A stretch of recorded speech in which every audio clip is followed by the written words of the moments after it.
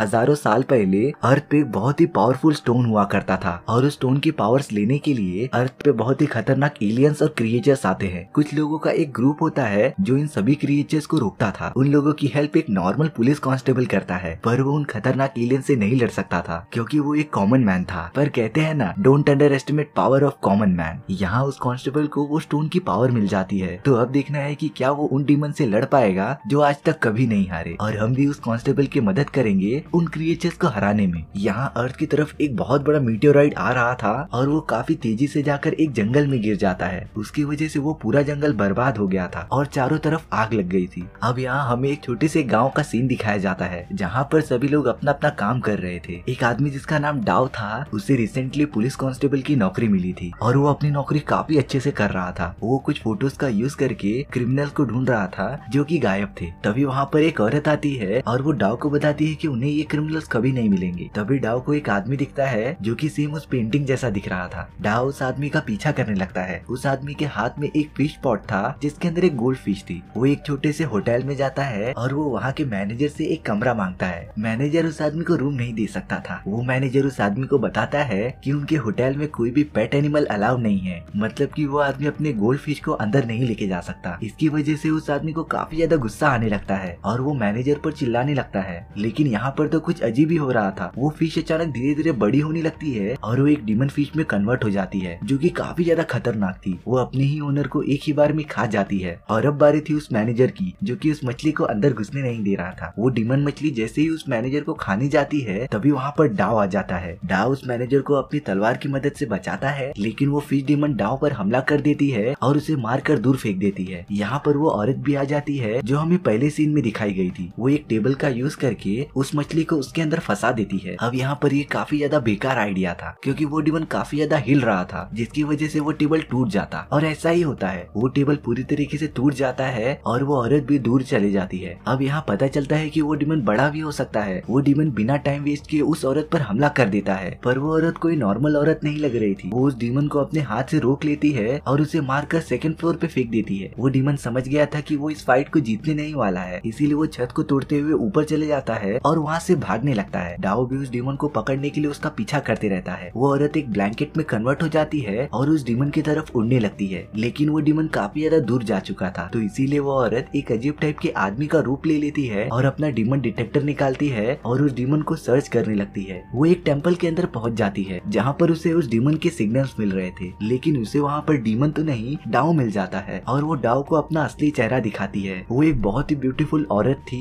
जिसका नाम मिया था। मिया डाओ को कहती है कि वो उन डीमन से नहीं लड़ सकता और उसे वापस चले जाने के लिए कहती है, लेकिन डाओ काफी ज्यादा जिद्दी था। वो इतनी आसानी से हार नहीं मानने वाला था, तो वो निकल पड़ता है डीमन को ढूंढने के लिए। पर वो एक औरत के रूम में आ जाता है जो कि अपना मेकअप कर रही थी और डाओ उसके बहुत ही इंपॉर्टेंट काम के बीच आ गया था। वहाँ पर मिया भी आ जाती है और वो उस डीमन को सर्च करती रहती है। तभी वो नोटिस करती है दीवार पे लगे एक पेंटिंग को और उसके ऊपर बहुत सारे मछली के पिक्चर्स लगे हुए थे, पर उनमें से एक मछली का पिक्चर हिलने लगता है और मिया समझ जाती है कि वो एक डीमन है। वो फिश डीमन बाहर निकल जाती है और मिया पर हमला करने लगती है, पर मिया इस बार पूरी तरीके से तैयार थी। वो उस डीमन की तरफ अपना जादुई नेट फेंकती है जिससे कि डीमन जाल में फंस जाता है और वो जाल उस डीमन को बड़ा होने से रोकता था, यानी कि मिया उस डीमन को पकड़ने में कामयाब हो गई थी। डाओ ने यहाँ पर मिया की सारी पावर्स देख ली थी, तो इसीलिए मिया डाओ की पिछले 1 घंटे की मेमोरीज हटा देती है और उसे इरेज कर देती है। यहाँ पर डाओ उसी जगह पर आ गया था जहाँ पर उसने पहली बार मिया को देखा था। अब मिया अपने अड्डे पर आ जाती है और हमें पता चलता है कि वो एक सीक्रेट ऑर्गेनाइजेशन में काम करती थी जो कि अर्थ पे सभी डीमंस और एलियंस को रोकने का काम करता था। यहाँ पर उसके ग्रुप का सबसे ओल्डेस्ट आदमी, जिसे सब लोग फर्स्ट ब्रदर के नाम से बुलाते थे,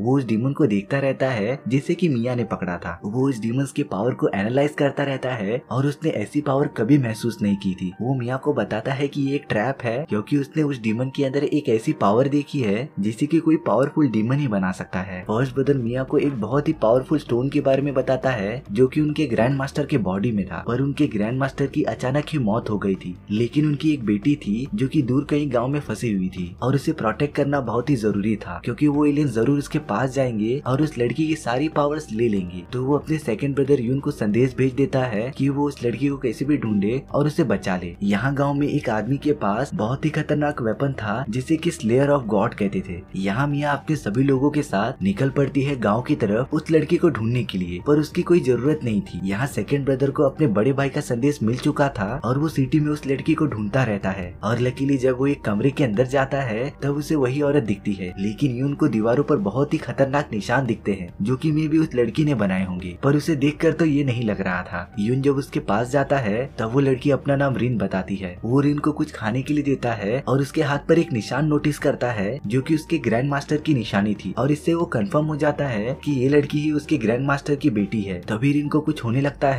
और उसकी आंखें ब्लू हो जाती हैं। वो एक बहुत ही खतरनाक डीमन में कन्वर्ट हो गई थी और यून उसे देखता ही रहता है। उसके चिल्लाने की आवाज बाहर तक आती है जो कि लोगों को डरा दे रही थी। यहाँ गांव का सीन दिखाया जाता है और सभी लोग नोटिस करते हैं कि जमीन में से बहुत सारे लाल कलर के कीड़े निकल रहे थे और वो धीरे धीरे बढ़ते जा रहे थे। यहाँ पर जो मीटेओराइट गिरा था वो अचानक टूटने लगता है और उसके अंदर से एक क्रिएचर बाहर निकलता है जो कि रेड कलर का था और उड़ रहा था। अब यहाँ पर उस गांव का बहुत बड़ा टेम्पल जमीन के अंदर जाने लगता है, जिसे कि मिया और उसके साथी देखते रहते हैं और उन्हें पता चल गया था कि ये जरूर उस डीमन का काम है। जब वो लोग उस गुफे के अंदर जाते हैं तो उन्हें बहुत बड़ी बड़ी जंजीरें दिख रही थी जो कि बीच में एक बहुत ही बड़े बॉल में जाकर मिलती थी। यहाँ पर एक बहुत ही खतरनाक डीमन कैद हुआ था और वो अभी तक जिंदा था। तभी ऊपर से एक आदमी गिरता है और जब मिया और बाकी सब जाकर देखते हैं तो वो और कोई नहीं बल्कि डाओ था और वो यहाँ पर इन्वेस्टिगेशन करने आया था। तभी वहाँ पर वो लाल कलर का एलियन आ जाता है और वो अपने असली फॉर्म में कन्वर्ट हो जाता है। वो एक बहुत ही तगड़ा शॉक वेव जनरेट करता है जो कि काफी ज्यादा पावरफुल था और वो उस कैद हुए डीमन को आजाद कर देता है और पता चलता है कि वो एक बहुत बड़ा बैड डीमन था जो कि साइज में काफी ज्यादा बड़ा था और उसके पास पंख भी थे। वो ब्लैक डीमन तुरंत मिया और उसके लोगों पर हमला करने लगता है। वो लोग उस डीमन के सामने टिक नहीं पा रहे थे क्योंकि वो काफी ज्यादा पावरफुल और काफी ज्यादा बड़ा था। यहाँ मिया उस डीमन की तरफ हमला करने चली जाती है। मिया उस डीमन पर अपने मैजिकल जाल फेंकती है, लेकिन वो ब्लैक डीमन वहाँ से आसानी से आजाद हो जाता है और वो मिया को अपनी पावर का यूज करके अपनी तरफ खींचता रहता है। मिया अब यहाँ पर हिल भी नहीं पा रही थी। तभी डाओ मिया को बचाने के लिए उस डीमन पर हमला कर देता है, लेकिन वो डीमन डाओ को देख लेता है और उसे पकड़ लेता है। वो ब्लैक डीमन डाओ का एक पैर काट देता है और अब डाओ काफी ज्यादा मुश्किल में था। तो मिया डाओ को बचाने चली जाती है, लेकिन उस ब्लैक डीमन ने डाओ का एक हाथ पकड़ लिया था और उसे तबाह कर दिया था। मिया कैसे भी डाओ को अलग करती है और वो लोग वहाँ से भागने का डिसाइड करते हैं। तो मिया के आदमी उन डीमन पर बॉम्ब फेंकने लगते हैं जिससे कि उनका ध्यान भटक सके और वो लोग वहाँ से भाग जाए, और वो लोग वहाँ से भागने में कामयाब भी हो जाते हैं। यहाँ जब वो सब डाओ को एक सेफ प्लेस पर लेके आते हैं तब डाओ को काफी ज्यादा चोट लगी थी और वो मरने की हालत में था। तभी वहाँ पर वो सेकंड ब्रदर यून आ जाता है और उसके साथ रिन भी थी। यून बाकी सभी को रिन के बारे में बताता है कि वो उनके ग्रैंड मास्टर की बेटी है और उसके पास भी वो सारी पावर्स हैं जो कि उनके ग्रैंड मास्टर के पास थी। यून जब रिन से मिलने गया था तब रिन एक डीमन में कन्वर्ट हो गई थी जो कि एक पीकॉक डीमन थी और वो यून पर हमला करने लगी थी। यून कैसे भी बचता है और उसके हार्ट पर वार करता रहता है जिससे कि रिन अपने नॉर्मल फॉर्म में कन्वर्ट हो जाती है और वो सभी को रिन के हाथ पे वो मार्क भी दिखाता है जो कि उनके ग्रैंड मास्टर की निशानी थी और इससे कंफर्म हो गया था कि रिन ही ग्रैंड मास्टर की बेटी है। यहाँ डाओ की मरहम पट्टी हो गई थी और उसका एक हाथ और एक पैर चला गया था, तो वो अब पुलिस ऑफिसर की नौकरी नहीं कर सकता था। उन लोगों ने डाओ की सारी मेमोरीज भी इरेज कर दी थी। उन लोगों ने डाओ को आर्टिफिशियल हाथ और पैर लगा दिए थे जिससे कि वो चल फिर सकता था। अब यहाँ पर मिया और बाकी सब अपने फर्स्ट ब्रदर के पास जाने लगते हैं। अब यहाँ पर कई सारे लोग स्लेयर ऑफ गॉड को चुराने के लिए आ गए थे और वो उसे लेने में कामयाब भी हो जाते हैं, लेकिन जब एक आदमी उसे खोलता है तो उसके अंदर कुछ भी नहीं होता। पर जब वो उस वेपन के बॉक्स को देखता है तो उसे कुछ अजीब लग रहा होता है और वो उस पर डिफरेंट पैटर्न बनाने लगता है जिससे कि उसके अंदर से एक पावरफुल ऑरा निकलने लगता है। और अब बाकी बचे हुए डीमंस अपनी पावर का यूज करते हैं और उस आदमी से वो हथियार लेने लगते हैं। वो बॉक्स एक बहुत ही खतरनाक डैगर बन गया था जिससे कि एक फायर डीमन ले लेता है। अब यहाँ पर उस वेपन का ओनर आ जाता है और उसके पास वो पावरफुल ऑरा भी था। अब यहाँ पर वो बूढ़ा आदमी उन पर अटैक कर देता है और एक डीमन को अपने जाल के अंदर फंसा लेता है, पर वो डीमन अपने असली फॉर्म में आने लगता है जो कि वही रेड एलियन था जो एस्टेरॉइड के अंदर से निकला था और वो उस बूढ़े आदमी की कैद से आजाद हो जाता है। यहाँ पर वो ब्लैक डीमन भी आ जाता है और उस डैगर को उन लोगों से छीन लेता है। उस डीमन के पास माइंड को कंट्रोल करने की पावर थी तो वो बाकी लोगों को कंट्रोल करता रहता है और उस बूढ़े आदमी जो कि फर्स्ट ब्रदर था उस पर हमला करने के लिए कहता है। वो रेड एलियन ने फर्स्ट ब्रदर से वो ऑरा भी छीन लिया था और अब सभी लोग मिलकर फर्स्ट ब्रदर पर हमला करने लगते हैं और उसे चारों ओर से घेर लेते हैं। फर्स्ट ब्रदर उससे अकेले नहीं लड़ पा रहा था और वो सब फर्स्ट ब्रदर को एक पत्थर के नीचे दबा देते हैं और उसे पूरी तरीके से जला देते हैं। अब यहाँ पर उन दोनों क्रिएचर्स के पास काफी ज्यादा पावर आ चुकी थी क्योंकि उनके पास अब डैगर भी था और वो पावरफुल ऑरा भी था,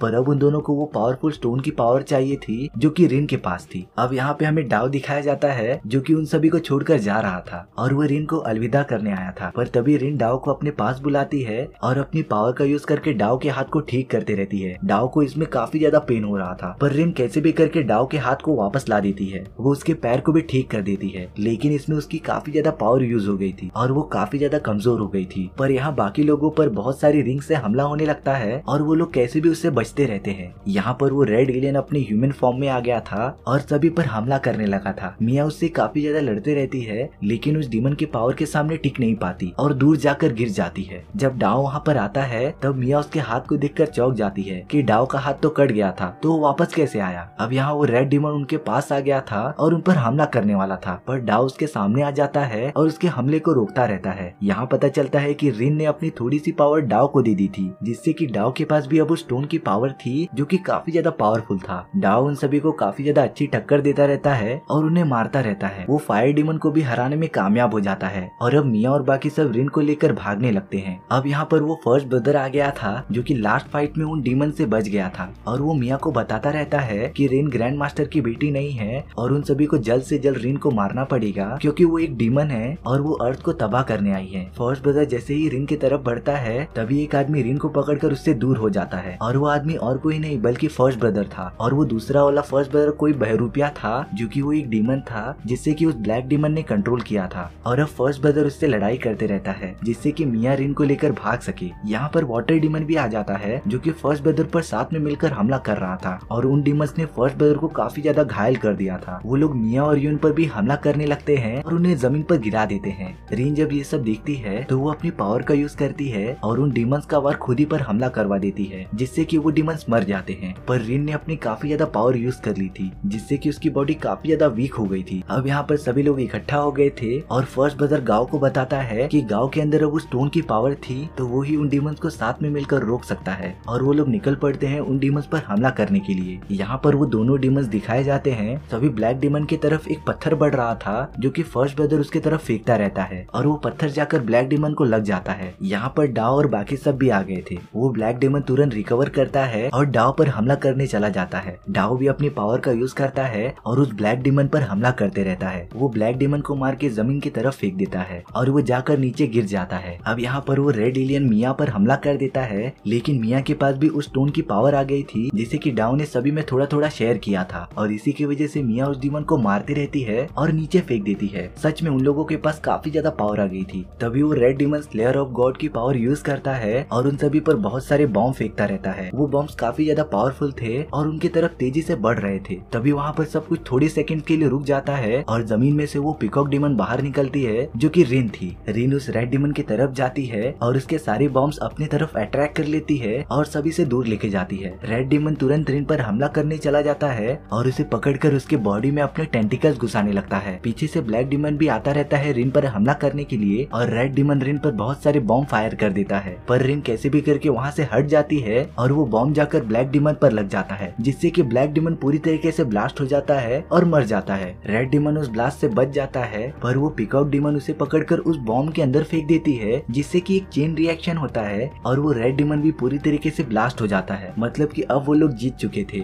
सभी लोग देखते हैं कि रिन एकदम सही सलामत है और वो उसके गले लग जाते हैं और हमारी स्टोरी भी यहीं पर खत्म हो जाती है। सो व्यूअर्स, आपको ये स्टोरी कैसी लगी प्लीज कमेंट सेक्शन में बता दो और अगर आपको मेरा एक्सप्लेनेशन 1% भी अच्छा लगा हो तो वीडियो को लाइक एंड चैनल को सब्सक्राइब जरूर कर लेना, क्योंकि इससे मुझे मोटिवेशन मिलता है आपके लिए इसी तरीके की मजेदार स्टोरीज लाने के लिए। तो मिलते हैं नेक्स्ट वीडियो में। सी या।